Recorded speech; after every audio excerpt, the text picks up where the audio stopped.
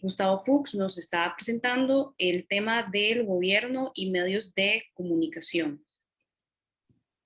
Muchas gracias, Fernando, y mil disculpas, sí, se fue la electricidad en esta zona. Bueno, voy a retomar, igual no llevaba mucho de presentar, pues voy a retomar la presentación. Y bueno, justamente, excelente, la exposición de Francisco me permite, digamos, hablar un poco de tiempo sobre la caracterización del gobierno de Carlos Alvarado y volver a enfocarme en donde había quedado, que es en la transformación del ecosistema político y mediático, ¿verdad? Como estaba mencionando, tenemos una serie de nuevos medios digitales, ¿verdad?, que han surgido en estos últimos 3 años, que tienen un carácter bastante marcado, ideológico, inclusive para promover desinformación, que lo que buscan es movilizar a sus audiencias, ¿verdad? También estamos viendo una nueva dinámica de campaña permanente, ¿verdad? Este concepto de campaña permanente que desarrolla Sidney Blumenthal en los años 80 es básicamente, consiste en que, ¿verdad?, en que los actores políticos utilizan sus puestos de poder político para construir apoyo electoral de forma permanente, ¿verdad? Y finalmente hay un consenso ideológico en torno a la austeridad, ¿verdad?, como la solución al problema fiscal. Bueno, aquí cito a Juan Muñoz Portillo, que tiene un artículo muy bueno sobre esto, sobre cómo la Asamblea Legislativa actual se caracteriza por partidos particularistas, pero que, bueno, con intereses particularistas, pero que además se inclinan hacia el neoliberalismo, ¿verdad? Es decir, hacia la óptica de que el Estado tiene que estar en función del mercado y por ende, cuando el Estado está cargando un déficit fiscal como el que acarrea el Estado costarricense, pues lo lógico es que se reduzca el tamaño del Estado, ¿verdad? La solución desde esa perspectiva ideológica. Y bueno, justamente para entrar, digamos, no quiero repetir mucho lo que se habló ayer en las presentaciones de Sofía Guillén y Jonathan Acuña, pero justamente tenemos dos momentos clave, ¿verdad?, en la situación fiscal.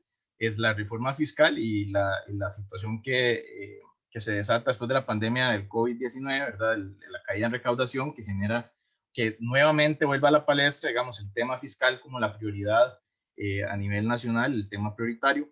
Y bueno, en cuanto a la reforma fiscal, vemos en el 2018, ¿verdad?, un consenso entre el empresariado, la oposición y el gobierno de que justamente la solución, digamos, que se plantea es ampliar la base tributaria, ¿verdad?, a través del IVA, es decir, a través de un impuesto regresivo, eh, y por otra parte, recortar el gasto público, ¿verdad? A través de diferentes, bueno, la regla fiscal principalmente, pero también de diferentes otros artículos que vienen dentro de la reforma que buscan justamente limitar el gasto. Y cuando se revive esta discusión en la pandemia COVID-19, ahí realmente el gobierno no tiene, digamos, no hay un consenso entre el oficialismo y el empresariado de la oposición, más bien el gobierno plantea la necesidad de más impuestos ante lo que el oficialismo, el sector empresarial responde en contra de esa propuesta, así como la oposición en la Asamblea Legislativa, ¿verdad?, que siguen, digamos, dentro de la perspectiva de que la reducción del gasto es la solución al problema fiscal. Y muy brevemente, porque de nuevo yo creo que esto ya se habló ayer, ¿verdad?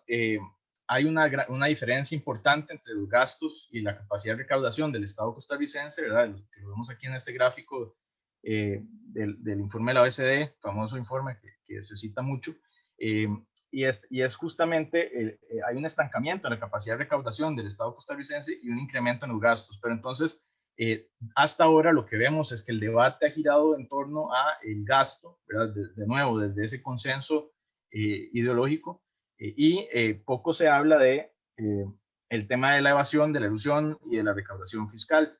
Y bueno, un poco lo que mencionaba al inicio de la exposición, antes de que se me fuera la electricidad, es la idea de que de que los temas fiscales no son solamente temas de gastos y ingresos, egresos, ¿verdad?, sino que también tienen que ver con el impacto a la desigualdad.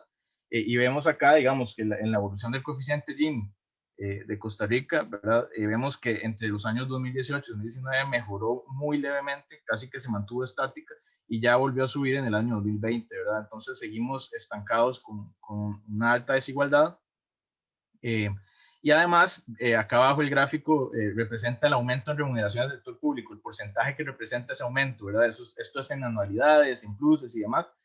Bueno, vemos que hay una tendencia a la caída de de esos montos, ¿verdad? De esos gastos que le llaman disparados del gasto, al punto en que ahora en el año 2020, ¿verdad? Está completamente congelado y bueno, y se han eliminado anualidades y cruces y otros temas donde se ha planteado la eliminación de estos remuneraciones, ¿verdad? Pero en este momento está todo, básicamente no ha aumentado, digamos, por concepto de remuneraciones, el gasto del Estado. Es decir, esto tiene que ver con justamente con el hecho de que el debate se ha centrado tanto en el gasto, ¿verdad? Y en el sector público como tal, que es interesante ver que en realidad las remuneraciones del sector público siguen en caída, ¿verdad? Otro dato importante que hace más relevante el tema de los ingresos, ¿verdad? Y la recaudación, es que en septiembre de 2020 un informe de la Contraloría General de la República advirtió que Hacienda, ¿verdad?, no tenía registros consolidados ¿verdad?, sobre los contribuyentes, y que habían personas morosas en un registro y aún así gozaban exenciones, ¿verdad?, fiscales. Entonces, esto también, ¿verdad?, ilustra un poco la otra parte de la ecuación, que no es el gasto, ¿verdad?, la parte de ingresos. El mismo ministro Elian Villegas admitió en agosto del año pasado que no hay suficiente información para saber cuánto pierde Costa Rica por evasión fiscal, ¿verdad? No se tiene la información para saber eso, ¿verdad? Que en muchos países, la mayoría de países tienen esa capacidad de fiscalización. Entonces, un poco lo que yo hice fue investigar la cobertura de los medios en torno a estos dos momentos clave, ¿verdad?, de la realidad de la situación fiscal costarricense. Y la hipótesis de la que partí es que debido a la rápida evolución del ecosistema mediático y la dinámica política en este periodo, los principales medios están tomando partido, es decir, están actuando de forma interesada en el debate político, a partir de la lectura de que la situación fiscal representa cambios, se necesitan cambios estructurales que pueden afectar directamente sus intereses económicos. Acá puse algunos ejemplos de titulares donde, por ejemplo, la línea entre la opinión y el relato, digamos, de los hechos, ¿verdad?, es difusa.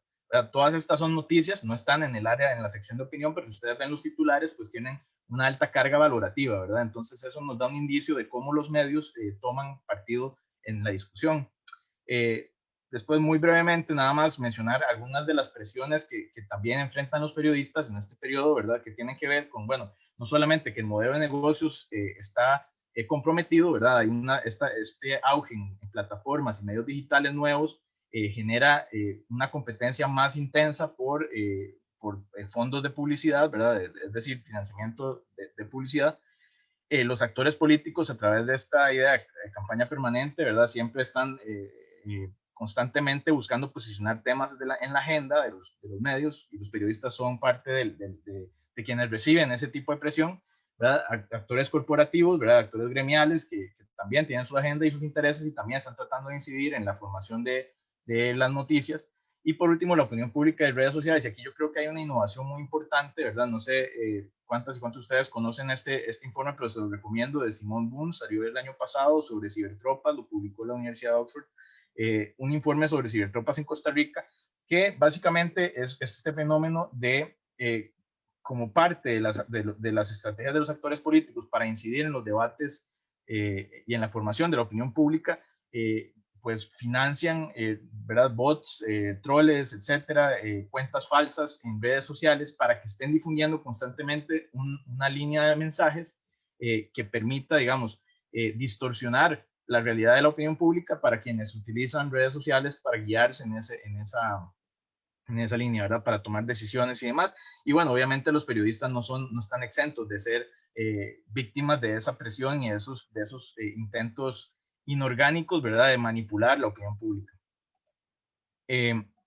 Bueno, unos conceptos teóricos que utilicé para la metodología, pues justamente el concepto de medios partidarios, ¿verdad?, medios que toman una posición dentro de un debate o en torno a un tema. Tal vez en la expresión más radical del concepto está Fox News, ¿verdad?, en Estados Unidos, que es abiertamente republicano y no importa, ¿verdad?, no tiene ninguna medida de objetividad. Obviamente no estamos hablando de que eso pasa acá en Costa Rica en este momento, pero sí de que los medios están tomando partido, es decir, están empezando a asumir posiciones mucho más contundentes frente a decisiones de política pública, específicamente en el ámbito fiscal. Y la teoría de indexing, que bueno, la desarrolla Lance Bennett, que es justamente que las fuentes noticiosas, es decir, las fuentes que construyen noticia, influyen en la construcción de esa noticia en los periodistas, pero también en los marcos de referencia que utilizamos las personas para entender la realidad, ¿verdad? Entonces, básicamente, cuando una noticia surge de determinada fuente, va a tener impresa un sesgo, ¿verdad? Que viene del origen de esa noticia, ¿verdad? Entonces, en este caso, justamente los estudios de Bennett y de Endman y otros autores buscan entender quiénes son las fuentes, ¿verdad? Endman especialmente lo hacen en temas de política exterior y en general, digamos, los autores que han utilizado la teoría de indexing para estudiar a los medios tienden a coincidir en que en realidad o sea, los periodistas suelen consultar a fuentes de la élite política, económica y demás, porque son, digamos, por decirlo de alguna manera, reflejan los consensos y los disensos, ¿verdad? De esas mismas élites y además son fuentes que los periodistas perciben como las más autorizadas, las más legítimas y las que tienen, las que pueden dar un dato que no se necesita verificar, por ponerlo de otra forma. Eh, y bueno, y por otra parte, la agenda setting, ¿verdad? Esta es como un poco que está relacionado a la teoría de framing y de indexing, ¿verdad? Que es que, bueno, los medios no nos dicen qué pensar, sino sobre qué pensar, y los temas y subtemas condicionan la forma en que pensamos y discutimos los problemas sociales. Entonces, bueno, justamente dentro de esa línea teórica, se seleccionaron dos marcos temporales. El primero es de agosto a diciembre, perdón, en 2018, y el segundo, los mismos meses, en el 2020. En ambas coyunturas, ¿verdad? Surge, bueno, en agosto, diciembre de 2018 surge la reforma fiscal y hay una protesta social en respuesta. Y bueno, finalmente se aprueba la reforma fiscal. En el caso del el año 2020 es más complicado porque lo que sucede es que, bueno, ante la caída de la recaudación, se plantea una serie de medidas de política pública, bueno, medidas fiscales, eh, y en realidad está siempre en una constante discusión la solución al tema fiscal hasta que el gobierno decide que va a acudir al FMI, ¿verdad? Y entonces ahí tenemos igual otra vez un escenario en donde la situación fiscal genera protesta social y vemos un poco la interacción entre los medios, el gobierno y otros actores sociales. La muestra que se seleccionó fueron publicaciones en Facebook, titulares y la metadata, que es como básicamente los primeros párrafos de la noticia, eh, para construir una base de datos que consta de 2.255 noticias, publicaciones, ¿verdad? Y los indicadores que se construyeron constan de 21 categorías entre temas y subtemas en torno a la situación fiscal. Entonces, bueno, muy rápidamente el primer periodo, como les mencionaba, donde se aprueba la reforma fiscal, bueno, vemos que es un periodo corto en donde la reforma sale de la comisión, inmediatamente es aprobada prácticamente el mes siguiente en el primer debate y después ya en segundo debate en noviembre y hasta que en diciembre ya se aprueba completamente, ¿verdad? En este momento, este periodo, los medios de comunicación muestran un apoyo al proyecto de ley, ¿verdad? Y la cobertura en torno a el proyecto es de tono positivo o neutral, ¿verdad? Eh, Ahí vemos, esta es una foto que yo creo que es emblemática de ese periodo, ¿verdad? En donde está el presidente Alvarado en la celebración de Radio Monumental, del aniversario de Monumental, un evento donde se congregaron muchas personas de la élite política del país, ¿verdad? Y de los periodistas y la élite periodística, digámoslo así, del país, ¿verdad? A compartir, digamos, y a celebrar el aniversario de Monumental.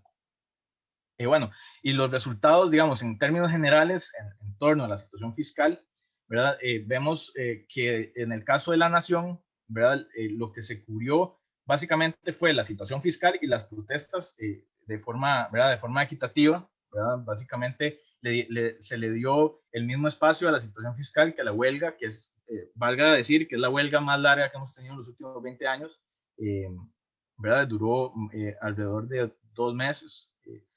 Y después vemos en Monumental, ¿verdad? Que más bien ahí ya se empieza a hablar del tema de la reactivación económica, que es un tema que viene dentro de las propuestas del gobierno para afrontar la situación fiscal, ¿verdad?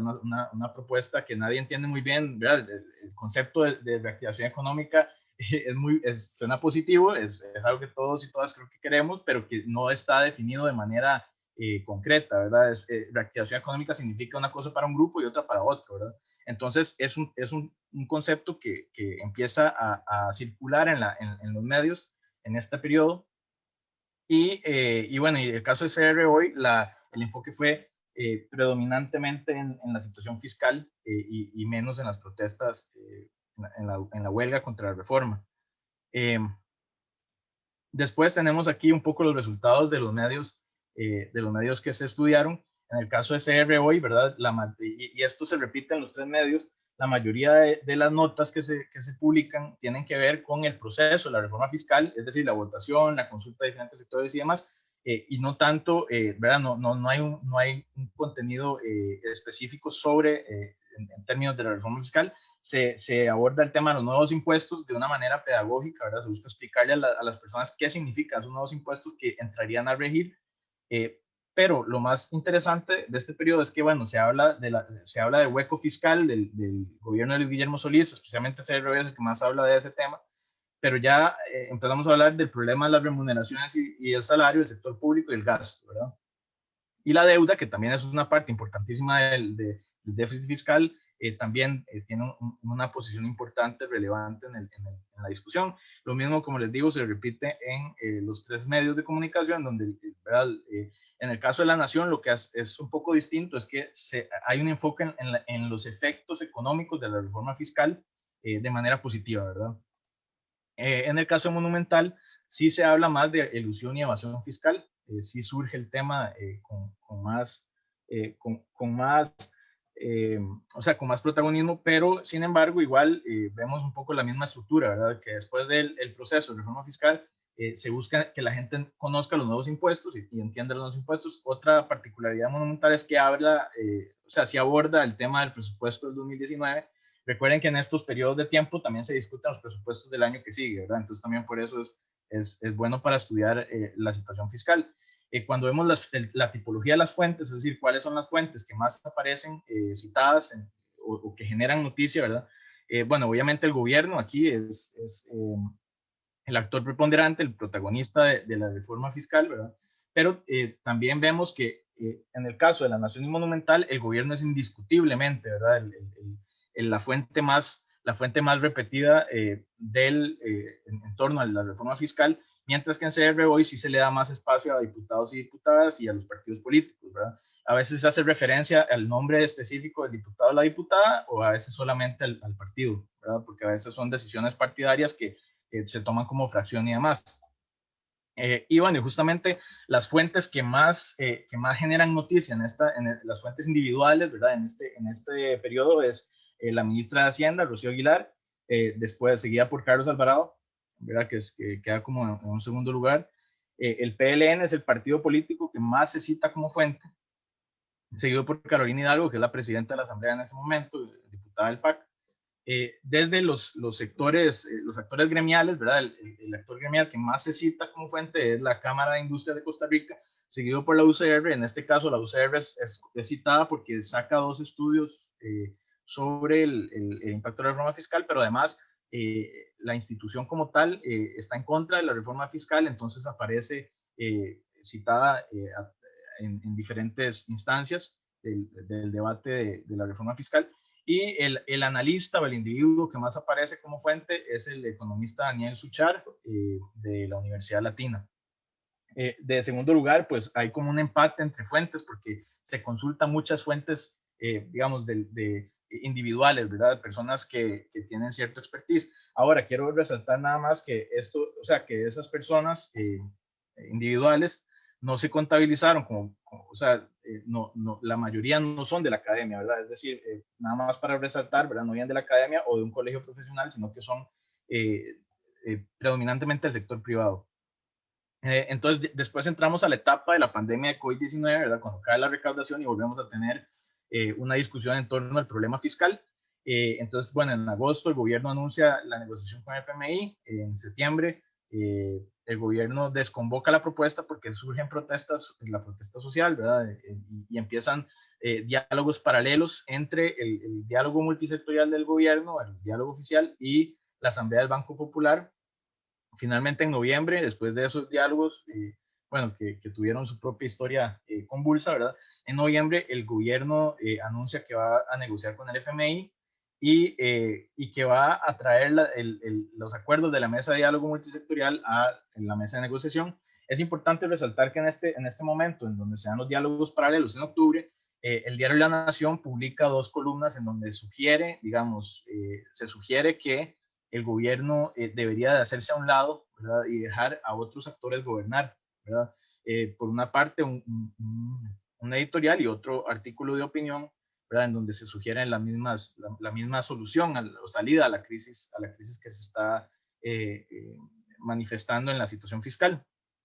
Y bueno, finalmente, en diciembre, la Asamblea Legislativa recorta el presupuesto del 2021, el mayor recorte en la historia reciente del país, y rechaza el préstamo del BID que hubiera aliviado los intereses sobre la deuda, es decir, otra de esa parte de la ecuación, ¿verdad? Que es la deuda, que casi no se habla, al igual que casi no se habla de recaudación y de evasión y ilusión. Entonces vemos igual, ¿verdad? Los resultados en general de los temas más amplios de la situación fiscal giraron en torno a la situación fiscal, ¿verdad? Y las protestas sociales, mientras que el diálogo multisectorial quedó en un tercer lugar, ¿verdad? Y aquí ya vemos que los 3 medios de comunicación empiezan a hablar de reactivación económica, de nuevo, un concepto muy maleable, un concepto difuso que depende, bueno, significa una cosa para unos sectores, significa otra para otros, ¿verdad?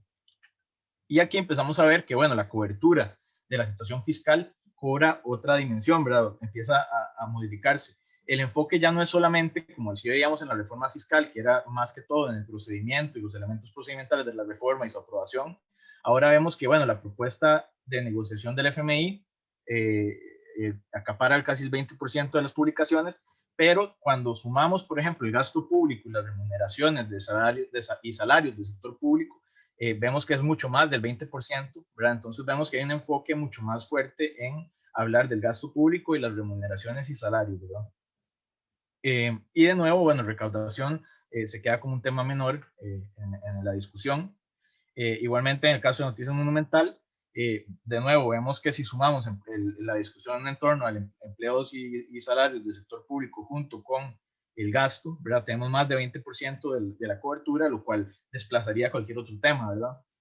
Y cuando vemos también el tema del presupuesto 2021, en el caso de Noticias Monumental, cobra mayor importancia, casi igual que el gasto y el salario y el empleo del sector público, ¿verdad? Y ojo que eso es importante porque hablar del presupuesto se habla en términos de recortes, ¿verdad? Es decir, la mayoría de los artículos analizados hablan del presupuesto en torno a los recortes que se espera o que se deberían de hacer del presupuesto del 2021. Y en el caso de CR hoy, pues igual, bueno, sí, aquí sí se habla más de impuestos. CR hoy asume una posición mucho más negativa, un tono mucho más negativo en contra de nuevos impuestos, ¿verdad? Y entonces se habla muchísimo del tema de impuestos, seguido por empleos y salarios del sector público y el gasto del Estado, ¿verdad? Entonces, bueno, la diferencia en estos dos periodos es que, bueno, en el caso de CR hoy, ¿verdad? Repunta la importancia de los diputados, diputadas y partidos de la Asamblea, ¿verdad? Y además de las cámaras empresariales. Vemos que las cámaras empresariales aparecen mucho más citadas en general, especialmente el CR hoy, ¿verdad? Que como les decía, asume una posición mucho más clara en contra de cualquier impuesto nuevo. Y por otra parte, aquí vemos que el gobierno se mantiene como la fuente primordial, pero esto hay que verlo, hay que analizarlo a partir de que la Contraloría General de la República adquiere un protagonismo creciente. Ahorita les voy a enseñar un gráfico sobre eso, pero básicamente la Contraloría empieza a emitir informes y estudios que está haciendo y que justamente tienen que ver con los gastos del Estado y con la fiscalización, ¿verdad? Como ese que les mencionaba de los sistemas de Hacienda.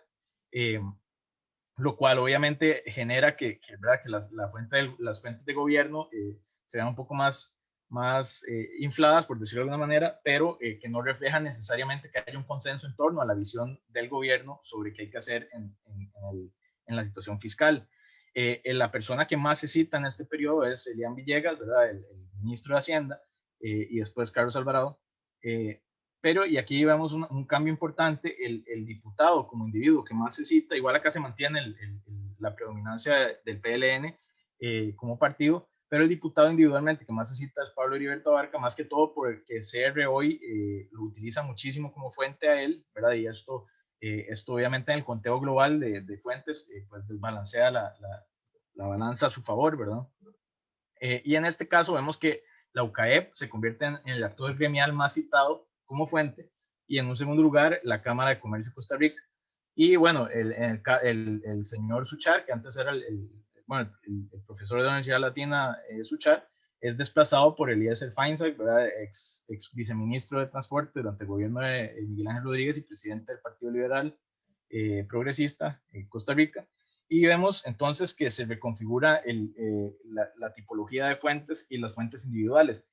Aquí les quería enseñar una variación de cómo cambia la relación con las fuentes, ¿verdad? Y es muy interesante ver, por ejemplo, en el momento de la reforma fiscal, que Rocío Aguilar era bastante citada, estaba llegando casi a 40 citas de noticias que se construían a partir de ella como fuente, ¿verdad? Vemos que más bien en el caso de Elian Villegas el protagonismo es mucho más alto, ¿verdad? Vemos que es casi 20 veces más las veces que él aparece como una fuente. Y aquí vemos lo que les mencionaba de la Contraloría, ¿verdad? Que si lo ven aquí, pasa de menos de 10, de generar menos de 10 noticias a generar 20 resto de noticias, 21, 22. Eh, y además el protagonismo de la misma Contralora, ¿verdad? Marta Costa, que está por acá, en esta línea azul, que vemos que pasa de una nota a casi 10, ¿verdad? Y justamente ahí también vemos cómo la UCAEP también varía, ¿verdad? Es decir, crece en este periodo como fuente. Y además el Ministerio de Hacienda, que esto es importante porque es como que hay una ambivalencia entre hablar del ministro y hablar del ministerio, ¿verdad? En temas más técnicos, el Ministerio de Hacienda es el que más se cita, y es ahí en donde vemos, ¿verdad?, que crece el porcentaje. Y en todo esto quisiera que también tuviéramos presente que en este caso, ¿verdad? Y esto es muy interesante, eh, no hay un proyecto de ley, no hay una sola propuesta, sino que hay varias propuestas que están surgiendo. Y lo interesante es cómo varían las fuentes en comparación con el periodo anterior, a donde más bien lo lógico hubiera sido que, como era un proyecto de ley, una reforma fiscal, aunque sea del gobierno, pues que hubiese una cobertura similar para diputados y gobierno. Aquí estamos viendo, ¿verdad?, un poco la misma tendencia, pero esta vez sí con otros actores que están interviniendo mucho más y de manera más activa. Entonces, un poco en general, durante la discusión fiscal, ¿verdad? Los medios de la reforma fiscal, perdón, pues le priorizaron las fuentes de gobierno, ¿verdad? Es decir, reflejaron ese consenso en torno a la propuesta del gobierno y la élite empresarial de ampliar la base tributaria y reducir el gasto. Pero cuando entramos al periodo del COVID-20, el efecto del COVID-19 en el 2020, ¿verdad? Ya vemos que más bien hay una priorización en fuentes parlamentarias y en el sector privado que refleja esa discrepancia con las políticas que está impulsando el gobierno. En términos generales, las fuentes de academia o de la sociedad civil se han visto prácticamente excluidas, mayoritariamente excluidas de la cobertura de los medios en torno a la situación fiscal. Y esto estoy hablando incluyendo, digamos, cuando se toma en cuenta las fuentes individuales, ¿verdad? Que ahí no aparecen, solo aparecen las que más se repiten, pero que, por ejemplo, se trata de los expertos, ¿verdad? Los que se presentan como expertos en los medios. Bueno, ahí hay una carencia muy grande de fuentes académicas y de colegios profesionales que podrían dar, digamos, un conocimiento mucho más enriquecedor que una fuente que tiene un interés político, ¿verdad? Como es el caso del señor Feinsack, que es ¿verdad?, presidente de un partido político, pero que además es invitado y se presenta como experto en estas noticias, en estas publicaciones. Y bueno, la falta de pluralidad de fuentes obviamente conlleva a que el problema fiscal se ha visto siempre desde ese consenso ideológico, ¿verdad?, que prima en la Asamblea Legislativa y que también prima entre los sectores empresariales, de que el gasto es el verdadero problema, que los salarios del empleo y el empleo público son el verdadero problema, y que no existe la necesidad de hablar de más impuestos o de mejor recaudación o de la evasión y la elusión en esta discusión tan amplia que es la situación fiscal del país. Y bueno, y con eso yo concluiría.